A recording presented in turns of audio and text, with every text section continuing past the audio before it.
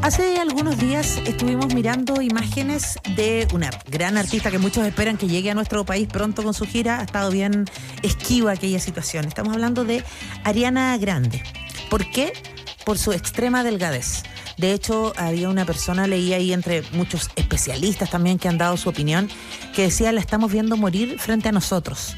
Así de grave pueden llegar a ser los trastornos alimenticios, los trastornos de salud mental. Desconocemos si es que hay un diagnóstico en el caso de ella, pero inevitablemente es innegable decir que algo no está bien. Y no solo con ella, sino que con estándares que se instalan de pronto dentro de la juventud y esta idea de la nueva delgadez que vuelve a asomar en las pasarelas, en la publicidad y también en figuras que son relevantes y son de alguna manera incluso referentes, sí, para niños y jóvenes. Popular, que la siguen y todo. Tal cual. Queremos hablar ahora con el psicólogo y director del Laboratorio de Convivencia, del Instituto de Bienestar Socioemocional de la Universidad del Desarrollo, Jorge Varela, que está con nosotros. ¿Cómo está, profesor? Buen día. Hola, Jorge. Hola, ¿qué tal? Muy buenos días. Saludos a todos y todas. Jorge, bueno, ustedes además al trabajar en una universidad me imagino que son más, están más presentes y más en constante comunicación con los más jóvenes, ¿no? Efectivamente estamos viviendo esta vuelta, esa mirada a la nueva delgadez, a de alguna forma tener referentes que pueden ser poco saludables. Sí, efectivamente, lo que nosotros tratamos de entender es el constructo de bienestar en adolescentes, hombres y mujeres, y un predictor muy importante de eso tiene que ver con la autoimagen que se genera o se crea con el consumo o a veces abuso de distintas plataformas de redes sociales, que día un actor más o un agente socializador más que a veces pesa mucho más que, por ejemplo, la familia o el grupo de pares.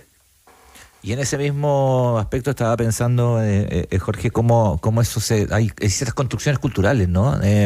Respecto a ciertas apariencias, porque cuando uno ve a alguien así dice, o a lo mejor está enfermo, así como también hay una respuesta desde el otro lado, como decir que alguien no está en sus cabales, ¿no? Hay un tema bien profundo ahí respecto a lo que se entiende por apariencia sana, ¿no?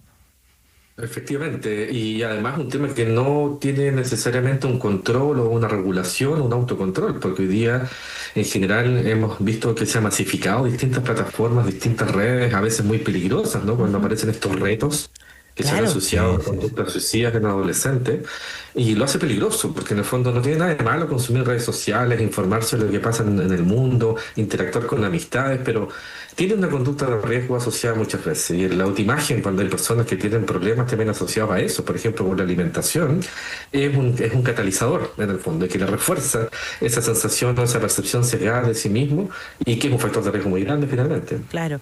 Y recordemos que habíamos pasado por una época donde se instaló el concepto del body positive, que también los especialistas miraron con cuidado y dijeron, ojo aquí, porque una cosa es sentirse bien con su cuerpo y otro es avalar que uno esté enfermo, que esté en riesgo, ¿no? Aquí vamos a ser bien responsables. Nosotros no conocemos si es que hay algún diagnóstico directamente con Ariana Grande. Puede tener otro tipo de enfermedad que a lo mejor afecta su peso, puede tener algún desorden alimenticio, puede tener un problema de salud mental. No lo sabemos, pero de que hay algo que está incorrecto en ella, claramente se nota, ¿no? Y ella misma ha tomado la decisión, además, porque después se vienen toda esta cantidad de críticas de decir que apenas termine mi gira en septiembre yo voy a descansar un rato de las redes, del mundo, de las apariciones públicas, porque ha sido mucha presión. O sea, en el fondo se va haciendo una especie de escalada, Jorge, ¿no? Respecto a su estabilidad, me imagino. Claro, porque afecta mucho tu vida. Las figuras públicas que tienen plataformas, que tienen redes sociales, reciben mensajes todo el tiempo. Me imagino que algunos los revisan ellos o tienen también ayudantes que hacen ese ejercicio. Y eso finalmente te termina agotando. No solamente los famosos, ¿no? Yo creo que todos nosotros también convivimos y coexistimos en el espacio público y hace una diferencia en tu vida cuando recibes comentarios positivos versus comentarios negativos.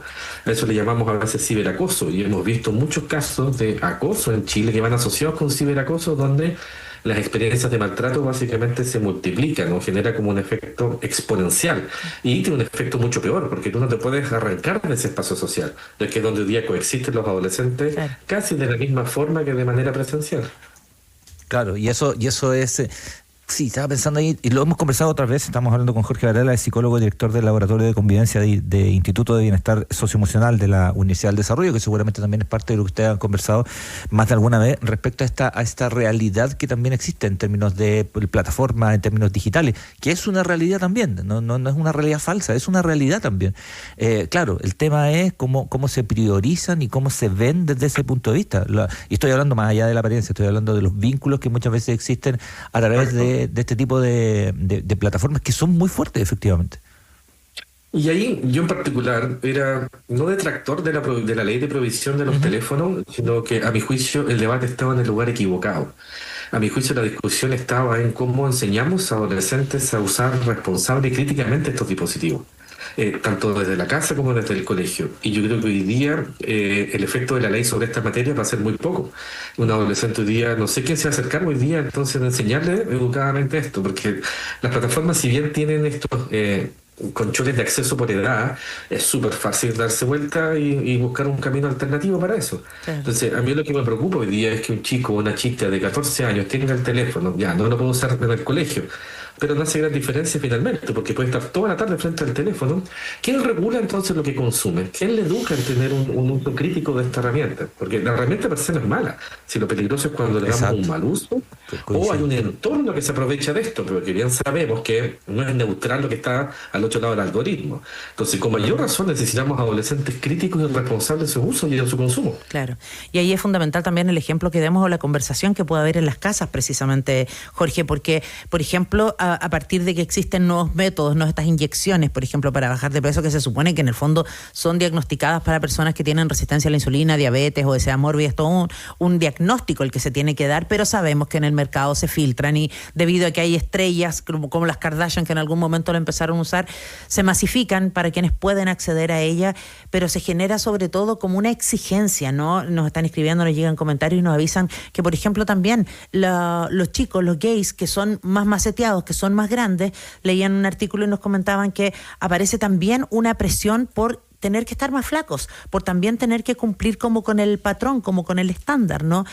Pasa con la gente joven que ni siquiera tiene edad todavía, ni siquiera tiene un diagnóstico y un solo rollito y se empiezan a sentir incómodos. Y eso se contrapone, por otra parte, cuando está esta conversación, cuando hay a lo mejor una guía más adulta, más madura. Lo veíamos en la esposa de Cristiano Ronaldo, ¿no? Que ella también la estuvieron criticando, Georgina, sí, que en realidad uno la ve y está estupenda, pero muchos la criticaban porque la encontraban que está un poquito más rellenita. Y ella demostraba que el valor de las personas no puede depender de cómo se ve o de la opinión que otros y que son desconocidos tengan de uno. Entonces, ¿cómo hacer uno, que es el entorno de estos chicos que se sienten tan presionados o que inspirados, entre comillas, para poder guiarlos, para poder orientarlos cuando hay ocasiones en que sienten que sus pares son más valiosos en opinión que los adultos?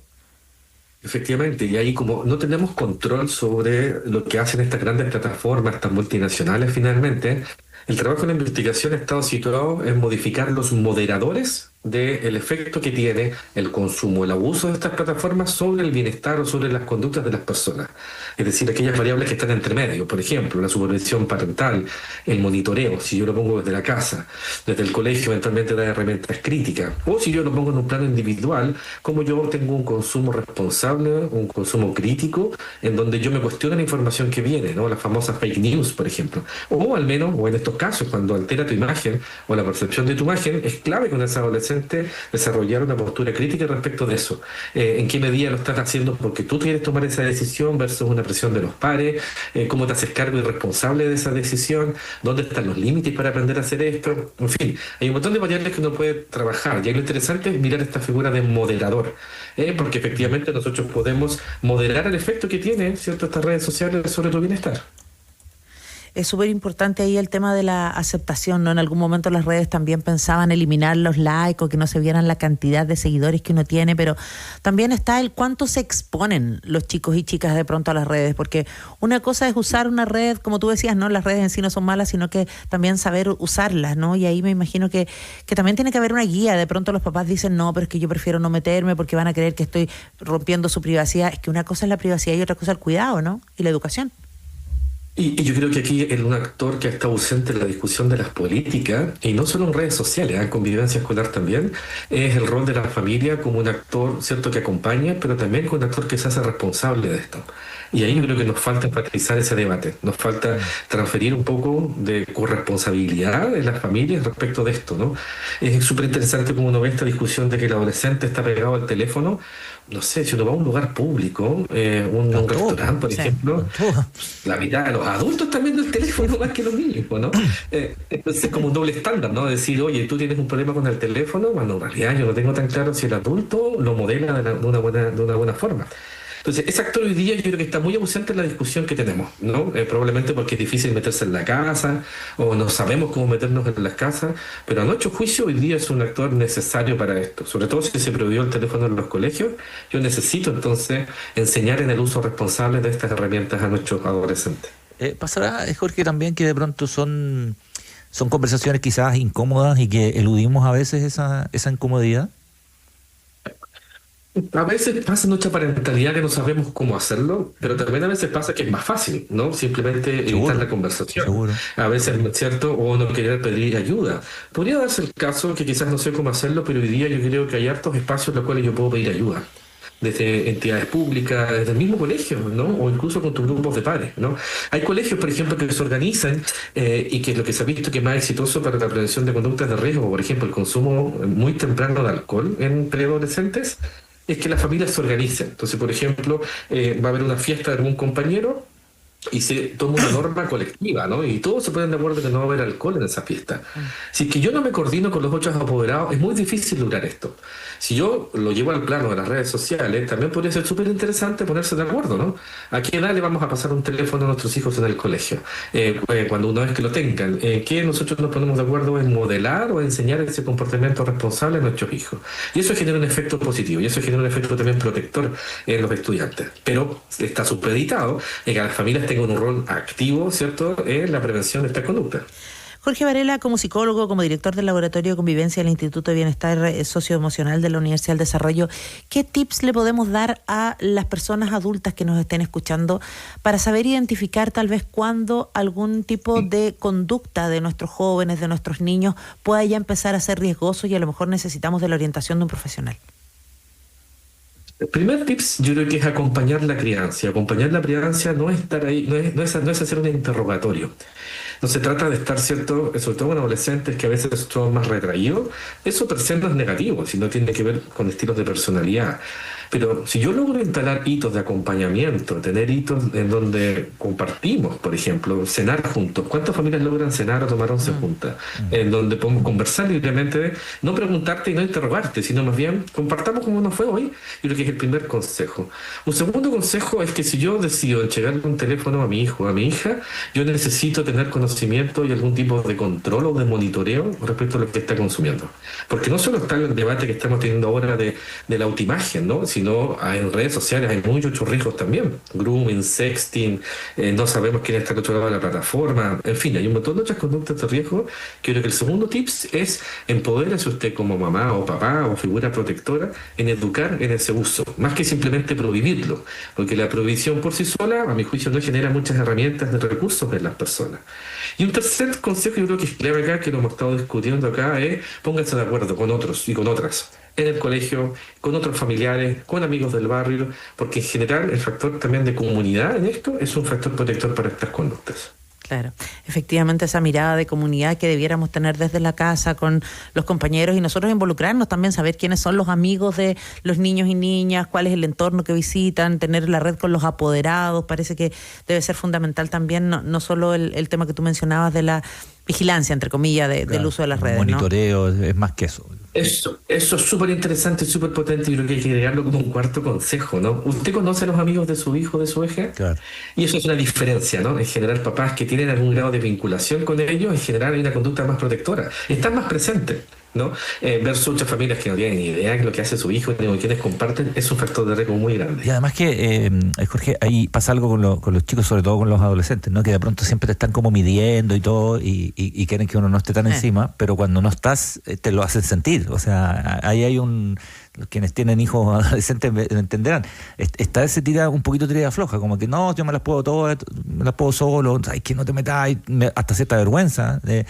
Pero Claro. pero necesita, si no está ahí, te pasan la cuenta. O sea, igual es como suéltame, pero no me soltís del todo. Es como, es interesante ese Exacto. fenómeno.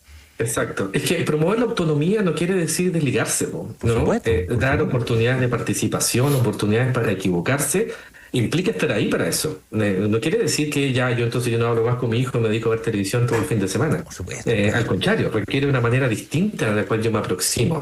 Es muy importante que ensayen esto, que los Claro. adolescentes, ¿cierto?, tengan la oportunidad de equivocarse, que un poco nuestra parentalidad, y hay una variable cultural, yo creo, muy interesante, sudamericana, ¿no?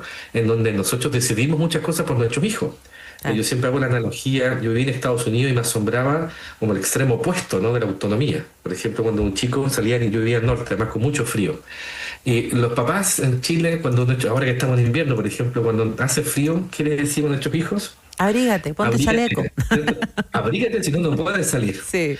Y yo escuchaba súper interesante ese mismo relato, esa misma situación en este contexto, en familias estadounidenses, por ejemplo, que le preguntaban al hijo, ¿tienes frío? ¿Qué decisión quieres tomar cuando tengas frío? En vez de obligarlo a ponerse una chaqueta. Y era súper interesante que yo incluso lo veía en el colegio. Le transferían esa decisión al niño o a la niña de abrigarse cuando hacía frío, que no lo decía el adulto. Obviamente es otra cultura, otro contexto, un ejemplo súper acotado, pero acá lo que ustedes estaban mencionando respecto de la autonomía implica estar ahí, y en particular con adolescentes, generar las oportunidades para, si es necesario equivocarse, si no, ¿cómo van a aprender? Sí, además que es súper necesario estar ahí en los distintos procesos, son etapas que requieren distinto acompañamiento, ¿no? Que además tienen necesidades diferentes, pero siempre nos van a necesitar, ¿no? Efectivamente, siempre la idea es estar ahí, aunque sea acompañándolos, simplemente al lado.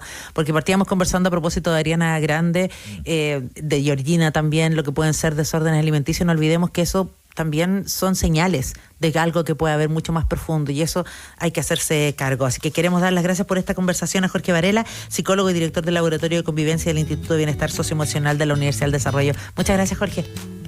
Muchas gracias a ustedes. Gracias, muy bien. Jorge, que estés muy bien.